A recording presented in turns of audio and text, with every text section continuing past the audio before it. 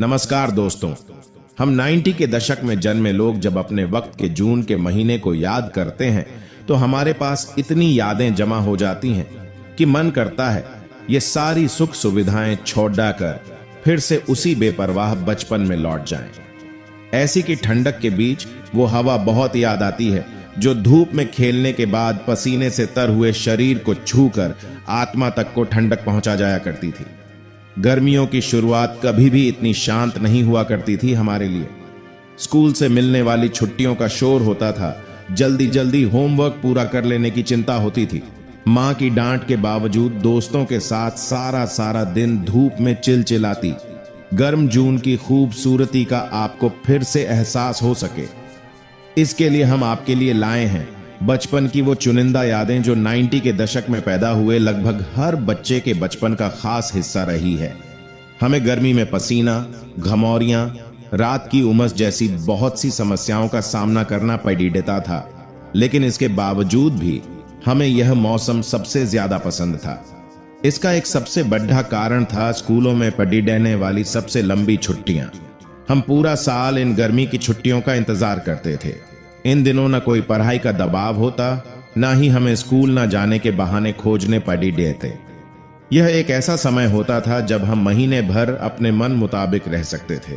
हालांकि इस बीच मम्मी की डांट बराबर मिलती रहती थी, लेकिन छुट्टियों की उमंग में हमें किसी की परवाह ही कहां होती थी।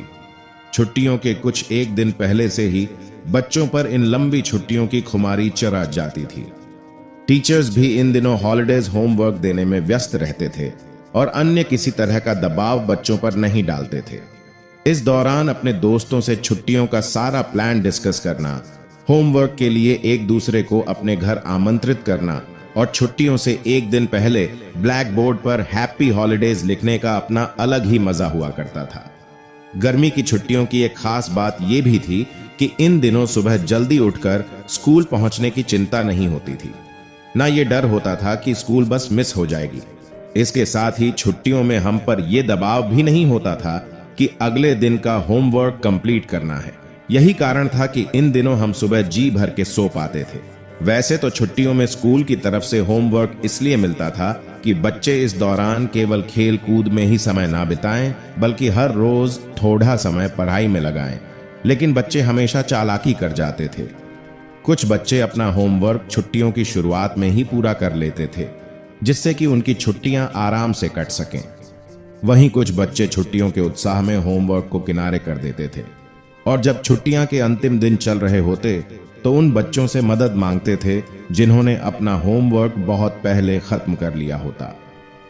होमवर्क करने से ज्यादा बच्चों को होमवर्क की कॉपियां और रजिस्टर सजाने में मजा आता था। हर किसी की कॉपी पर बढ़िया कवर छर्रे होते थे। कॉपी के अंदर केवल ब्लू पेन से ही नहीं बल्कि रेड, ग्रीन हर तरह के पेन से लिखा होता था। दोस्तों के साथ मिलकर यह सब करना अच्छा लगता था। एक तरफ जहां बच्चों को खेलने का मन होता था, वहीं दूसरी तरफ मम्मी धूप से बचाने के लिए दोपहर में डांट कर सोने को कहती थी। ऐसे में कोई भी बच्चा अपनी छुट्टियां सोकर नहीं बिताना चाहता था, लेकिन डांट ना सुननी पड़ी ढे और आगे के लिए खेलना कूदना ना बंद हो, इसलिए मम्मी की बात मानकर दोपहर में सोना ही पड़ी देता था। तब दोपहर की नींद हमें नहीं सुहाती थी, लेकिन आज काम के चक्कर में हम दोपहर की नींद लेने को तरस जाते हैं। छुट्टियों के दौरान दोस्तों के साथ बाहर खेलने जाने का अपना अलग ही मजा होता था। वह भी एक समय था जब हम अचानक से अपने किसी दोस्त के घर पहुंचकर उसके दरवाजे की घंटी बजा देते थे।